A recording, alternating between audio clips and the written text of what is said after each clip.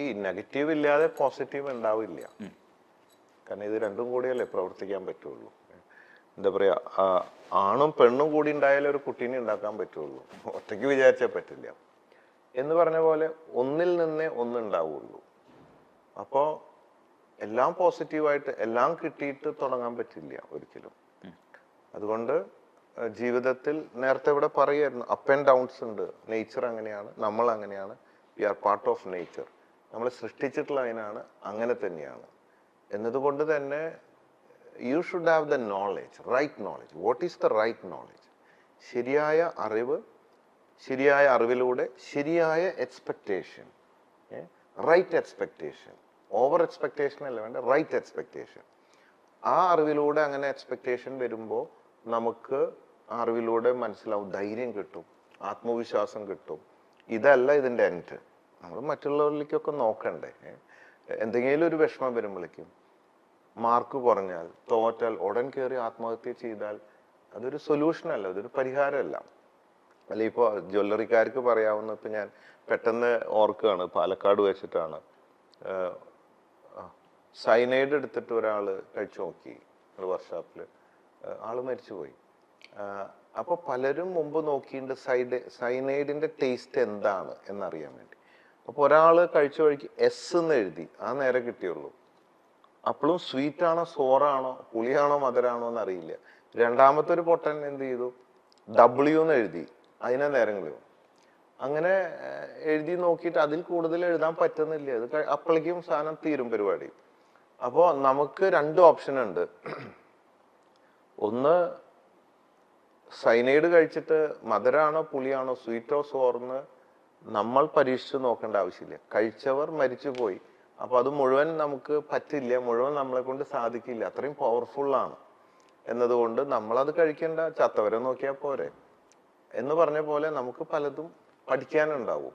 നോക്കി പഠിക്കാൻ, കേട്ടു പഠിക്കാൻ, പലരുടെ അനുഭവങ്ങൾ അതിലൂടെ. പിന്നെ നമുക്ക് നമ്മുടേതായ ടാലന്റ് കുറെ പെർസെൻറ്റേജ് ഉണ്ടാവും. അതും പ്ലസ് ലോകത്തെയും കൂടെ കൂട്ടിച്ചേർത്തിട്ട് നമ്മൾ സിങ്കർണൈസ് ചെയ്ത് മുമ്പോട്ട് പോകാനാണ് നമുക്ക്. ഹണിയോട് തെറ്റായ ഉദ്ദേശത്തോടെ പെരുമാറിയിട്ടില്ല എന്നാണ് ബോബി ചെമ്മണ്ണൂർ പറയുന്നത്. ബലമായി കൈപിടിച്ചിട്ടില്ല. ആ സമയത്ത് ഹണി റോസ് പരാതിയൊന്നും പറഞ്ഞില്ല. ആഭരണങ്ങൾ അണിയിച്ചിരുന്നു. മാർക്കറ്റിങ്ങിനായി ചില തമാശകൾ പറയാറുണ്ട്. താൻ പറയാത്ത വാക്കുകൾ പലരും കമന്റുകളായി വളച്ചൊടിക്കുന്നുവെന്നും ബോബി ചെമ്മണ്ണൂർ പറഞ്ഞു. തന്റെ സ്ത്രീത്വത്തെ അപമാനിച്ച് ലൈംഗിക ചുവയോടെ തുടർച്ചയായി പരാമർശം നടത്തിയെന്നാണ് എറണാകുളം സെൻട്രൽ സ്റ്റേഷനിൽ ഹണി റോസ് നൽകിയ പരാതിയിൽ പറയുന്നത്. ബോബിയുടെ പരാമർശം പലർക്കും അശ്ലീല കമന്റുകൾ ഇടാൻ ഊർജ്ജമായെന്നും ഹണി പറയുന്നു. ഹണിക്കെതിരെയും മറ്റ് സ്ത്രീകൾക്കെതിരെയും അശ്ലീല പരാമർശം നടത്തുന്ന വീഡിയോയും പരാതിക്കൊപ്പം നൽകിയിട്ടുണ്ട്. ഈ അറിവില്ലായ്മ കൊണ്ടാണല്ലോ ഇതൊക്കെ ചെയ്യുന്നത്. സത്യം പറഞ്ഞ ബോധമില്ലാത്തതുകൊണ്ടാണല്ലോ ഇതൊക്കെ ചെയ്യുന്നത്. ഇപ്പോൾ ഞാൻ പറയട്ടെ, ഒരു കള്ളൻ കക്കുകയാണെന്ന് വിചാരിച്ചു.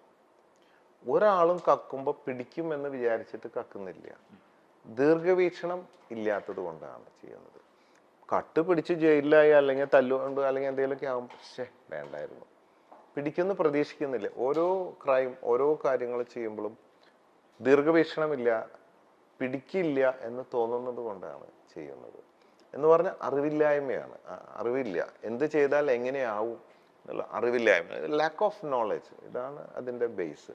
അപ്പൊ പിന്നെ തോന്നും സഹതാപമാണ്, ദേഷ്യം ഇതൊക്കെ തോന്നും സഹതാപം, അറിവില്ലാണ്ട് ആള്. ഇപ്പൊ ഈ കുട്ടീനെ വലിച്ചെറിഞ്ഞ് ഇപ്പൊ ഇങ്ങനത്തെ കുട്ടീനെ വലിച്ചെറിഞ്ഞാൽ പല ഇതുപോലത്തെ അമ്മമാരായാലും അപ്പന്മാരൊക്കെ പലതും ചെയ്തിട്ട് കുറച്ച് കഴിയുമ്പോൾ, ബോധം വന്ന് കഴിയുമ്പോൾ, അപ്പോഴത്തെ ഒരു ദേഷ്യം കൺട്രോൾ ചെയ്യാൻ പറ്റാത്ത കപ്പാസിറ്റി, ലാക്ക് ഓഫ് നോളജ് കൊണ്ട് ചെയ്തിട്ട് കുറച്ച് കഴിയുമ്പോൾ ഇവരൊക്കെ ഇരുന്ന് കുടിക്കുക, കഞ്ചാവ് അടിക്കുക, ആത്മഹത്യ ചെയ്യാൻ ശ്രമിക്കുക, കരഞ്ഞുകൊണ്ട് നടക്കുക, മെന്റലായി നടക്കുന്ന ഒരുപാട് ആൾക്കാരെ അറിയാം. അന്നത്തെ തോന്നൽ കൊണ്ട് ചെയ്ത കാര്യം പിന്നെ അവരെ തന്നെ ശിക്ഷിച്ച് അവര് സമാധാനം ഇല്ലാതെ പ്രാന്തന്മാരെ പോലെ, പ്രാന്തിയെ പോലെ ജീവിക്കുന്നവരുണ്ട് ഒരുപാട് പേര്. അപ്പോൾ ആ ദീർഘവീക്ഷണം ഇല്ല, അറിവില്ല, പക്വതയില്ല, ചെയ്യാണ് എൻ്റെ ഒരു ബേസ്. ഞാൻ ചിന്തിക്കും, ഒരു പിടി എന്നും പത്രം വായിക്കും. ഞാൻ എന്നെ അറിയുന്നവരോടൊക്കെ പറയും, നിങ്ങൾ പത്രം മുടങ്ങാണ്ട് വായിക്കാം. അതിലെല്ലാം കാണിക്കുന്നുണ്ടല്ലോ, കഴിഞ്ഞ കാര്യങ്ങളുടെ എല്ലാ പ്രശ്നങ്ങളും വന്നുകൊണ്ടിരിക്കുക. ഇപ്പോൾ ബിൻ ലാദൻ എവിടെ, വീരപ്പൻ എവിടെ, അല്ലെങ്കിൽ ഇതൊക്കെ അറിയപ്പെടുന്ന ആയിരക്കണക്കിന് വലിയ കുറ്റവാളികൾ ഒന്നിലെ ആരെയും കൊല്ലും, അല്ലെങ്കിൽ ജയിലിലാവും. അങ്ങനെ അല്ലെങ്കിൽ അതുപോലെ എന്ത് കാര്യം ചെയ്താലും അതിനൊരു ആക്ഷൻ ആൻഡ് റിയാക്ഷൻ ഉണ്ട്, ഒരു പ്രതികരണം ഉണ്ടാവും. അപ്പോൾ നമ്മൾ ഇതൊക്കെ അറിഞ്ഞു കഴിഞ്ഞാൽ ഇനി നമ്മൾ എന്തിനാ ചെയ്തു നോക്കണം, ഇത് ഇങ്ങനെ ചെയ്താൽ ഇങ്ങനെ തന്നെയാണ് അതിൻ്റെ റിസൾട്ട് എന്ന് നമ്മൾ അറിയുന്നുണ്ട്, മനസ്സിലാക്കുന്നുണ്ട്.